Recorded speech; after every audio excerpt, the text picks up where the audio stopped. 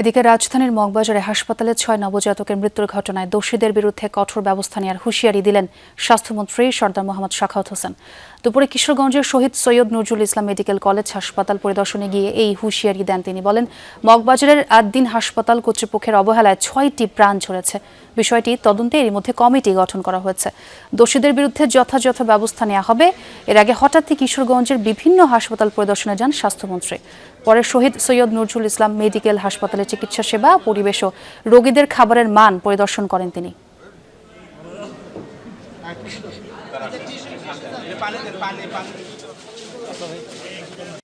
যে ঘটনাটা ঘটেছে এটা একটা প্রাইভেট ক্লিনিক।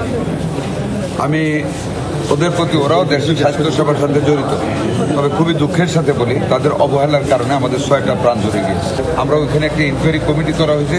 আমরা যথাযোগ্য যা প্রয়োজন, যতটুকু শাস্তির দরকার সেটা আমরা ব্যবস্থা করবো। এটা থেকে অন্যান্য জায়গায় আমরা মেসেজ